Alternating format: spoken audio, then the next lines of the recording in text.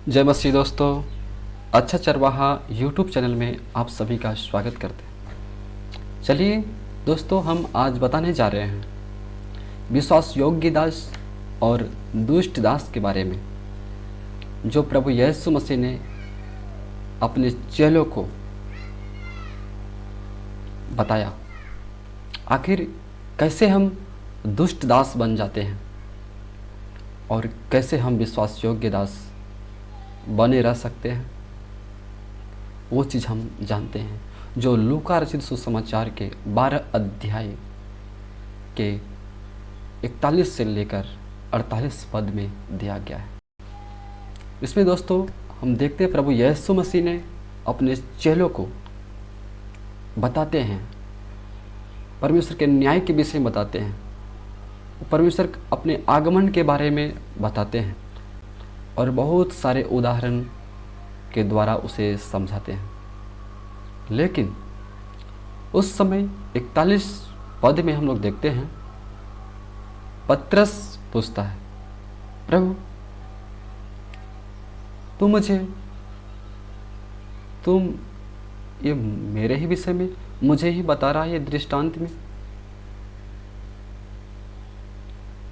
तो उस समय यहाँ पर देखते हैं 41 में, तब पतरस ने कहा, हे प्रभु, क्या यह दृष्टांत तू हम ही से या सब से कहता है? यह कह रहा, क्या प्रभु यह दृष्टांत जो आपने बता रहे हैं, क्या मुझे ही या सबको कह रहे हैं?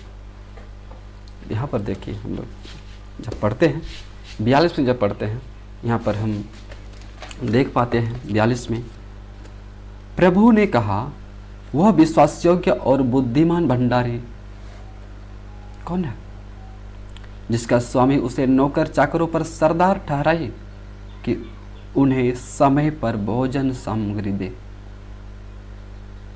यहाँ पर देखते हैं स्वामी प्रभु यीशु मसीह दृष्टांत में कर रहे हैं, जिसका स्वामी उसे नौकर चाकरों पर सरदार ठहराए।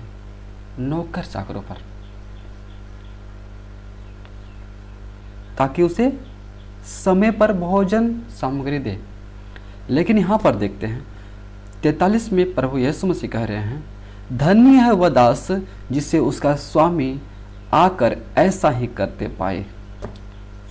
जो स्वामी अपने नौकरों को, अपने दासों को जिस काम के लिए सौंपा था, जब स्वामी लौटता है उस समय वह स्वामी सोचता है मेरा दास उसी प्रकार से करता हुआ नजर आए, जिस मकसद के लिए मैंने उसे चुना है वही काम वो करता रहे। सचमुच में दोस्तों, हम सभी को, जो उसके चेले हैं, हम सबको प्रभु यीशु मसीह ने हम सबको चुना है परमेश्वर के राज्य में कार्य करने के लिए। हम सबको चुना है। अगर हम जिस काम के लिए प्रभु यीशु मसीह ने, परमेश्वर ने हम सबको चुना है, अगर वो कार्य हम नहीं करते हैं तो हम विश्वास योग्य दास नहीं ठहरते हैं। प्रभु यीशु मसीह ने हम सबको चुना है, इसलिए विशेष विशेष प्रकार के वरदान भी दिए हैं, अधिकार को दिए हैं, जिसे हम प्रयोग करके परमेश्वर के राज्य में कार्य कर सकते हैं। दोस्तों, हम सबको प्रभु यीशु मसीह, परमेश्वर का यही मकसद है, वो यही चाहता है कि जिस चीज़ के लिए प्रभु ने हम सबको चुना है, सुसमाचार के लिए, सेवा के लिए, आपको बहुत तरह की परमेश्वर योग्यताएं दिए होंगे करने के लिए, परमेश्वर के राज्य के लिए कार्य करने के लिए। लेकिन हम अगर नहीं करते हैं तो प्रभु के नज़र में हम निकम्मे दास हैं, विश्वास योग्य दास नहीं है, दुष्ट दास बन जाते हैं। लेकिन प्रभु परमेश्वर चाहता है कि जिस कार्यों के लिए मैंने तुम्हें चुना है उसे करते रहे, मैं उसे करते हुए पाऊँ जब मैं आऊँ। तो यहाँ पर हम देखते हैं दोस्तों 44 में, लूका 12 अध्याय के 44 में, मैं तुमसे सच सच कहता हूँ वह उसे अपनी सब संपत्ति पर अधिकारी ठहराएगा। अगर सचमुच में, अगर जो परमेश्वर ने हम सबको चुना है, जिस कार्य के लिए चुना है, जो प्रतिभाएं हमें दी है, जो योग्यताएं हमें दी है, अगर उसका हम प्रयोग करके परमेश्वर के राज्य के लिए हम कार्य करते हैं, परमेश्वर की इच्छा के अनुसार हम कार्य करते हैं, तो हमें और चीज़ों में अधिकारी ठहराएगा। यहाँ बोलता है परमेश्वर, परंतु मैं तुमसे सच सच कहता हूँ वह उसे अपनी सब संपत्ति पर अधिकारी ठहराएगा। सब संपत्ति पर अधिकारी ठहराएगा। अगर हम विश्वास योग्य बने ना रहे तो वह मुझे अधिकारी नहीं ठहरा सकता है दोस्तों, नहीं ठहरा सकता। परमेश्वर ने हम सबको अधिकार दिया, बहुत तरह के अधिकार की बातें वचन में है, लेकिन हम उसमें बने ना रहे तो हम उस अधिकार का प्रयोग नहीं कर सकते। प्रभु यीशु मसीह ने कहा यूहन्ना 15:7 में, यदि तुम मुझ में बने रहो और मेरा वचन तुम में बना रहे तो जो चाहो मांगो तुम्हारे लिए हो जाएगा। अगर हम उससे बने ना रहे तो उसके नाम से हम दुष्ट आत्माओं को भी निकालेंगे, नहीं निकल सकता है।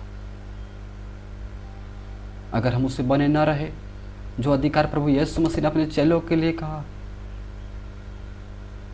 मैं अपने जीवन में अप्लाई नहीं कर सकता उसे। बहुत तरह के आशीष की बात है, जैसे अब्राहम को कहा आशीष का मूल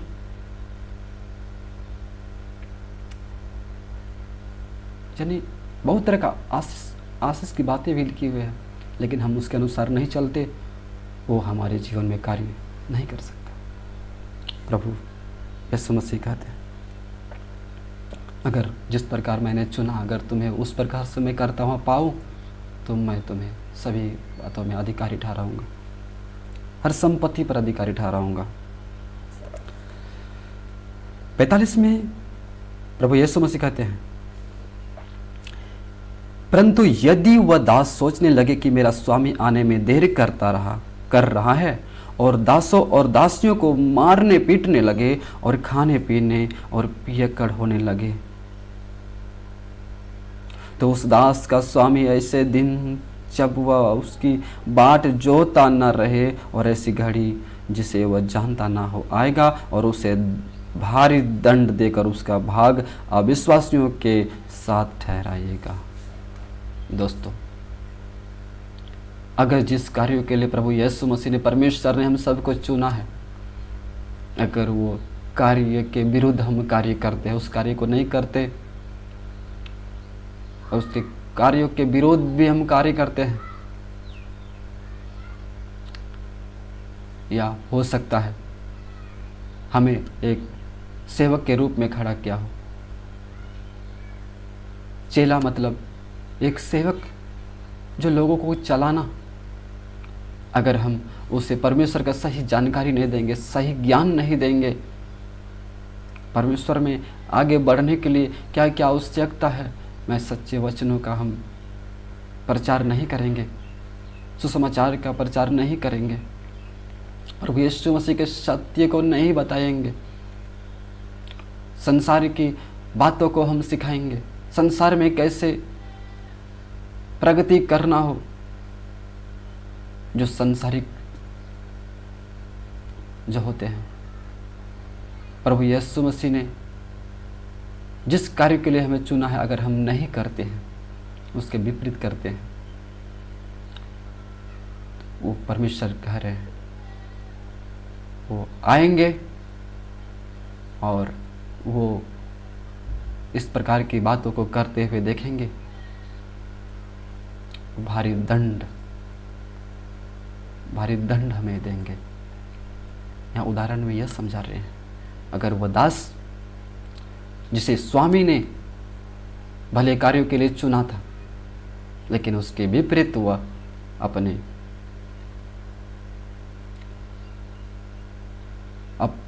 अपने स्वार्थ के लिए या अपनी अभिलाषा के लिए परमेश्वर का सत्य को नहीं बताते और उसके विपरीत उसे व्यवहार करते हैं लोगों से, तो उसके लिए परमेश्वर ने कहा वह स्वामी क्या करेगा, आएगा और उसे दंड देगा और अविश्वासियों के समान ही ठहराएगा। सचमुच में दोस्तों, हम लोग जानते हैं जब प्रभु यीशु मसीह को हमने उद्धारकर्ता स्वीकार कर लिया और अपने पापों को मान करके उद्धारकर्ता स्वीकार कर लिया, पश्चाताप किया और हम नई सृष्टि में आ गए, तो हम फिर से हम पाप करें और परमेश्वर के वचनों के अनुसार ना चले, जो परमेश्वर ने हमें योग्यताएं दी है परमेश्वर के राज्य में कार्य करने के लिए, जिससे हमको अनंत जीवन वो देने का वादा करता है, हम नहीं चलते तो अविश्वासियों की तरह ही गिने जाते हैं और भारी दंड हम पर आएगी। तो यहाँ पर दोस्तों हम देखते हैं 46 में, तो उस दास का स्वामी ऐसे दिन जब वह उसकी बाट जोता ना रहे, ऐसी गाड़ी जिसे वह जानता ना हो, आएगा उसे भारी दंड देकर उसका भाग अविश्वासियों के साथ ठहराएगा। अविश्वासी की तरह ही उसे ठहराएगा। जो अविश्वासियों को दंड मिलना चाहिए उस प्रकार का दंड उसे भी मिलेगा। यह नहीं कह सकते कि हम प्रभु यीशु का चेला है, हमें दंड नहीं मिलेगा। नहीं दोस्तों, जो पाप से अनजान होता है उसे कम ही दंड मिलता है, लेकिन जो पाप के विषय में जान जाता है, यीशु मसीह के विषय में भी जो जान जाता है, यीशु मसीह की आज्ञा को जान जाता है और नहीं मानता है, जो नहीं जानता उससे अधिक दंड पाएगा। यहाँ पर हम देखते हैं दोस्तों 47 में, वह दास जो अपने स्वामी की इच्छा जानता था और तैयार न रहा और न उसकी इच्छा के अनुसार चला, बहुत मार खाएगा। क्या बोलता है? वो बहुत मार खाएगा, क्योंकि वो इच्छा को जानता था। लेकिन यहां देखते हैं, परंतु जो नहीं जानकर मार खाने के योग्य काम करे वह थोड़ी मार खाएगा। नहीं जानते वो थोड़ी मार खाएगा। तो दोस्तों, हमें विश्वास योग्य बने रहना है और प्रभु के कार्यों को ईमानदारी से करना है, ताकि प्रभु की इच्छा हमारे जीवन में पूरी हो सके और प्रभु जिस कार्यों के लिए हमें चुना है वो कार्य को हम सब कर सकें।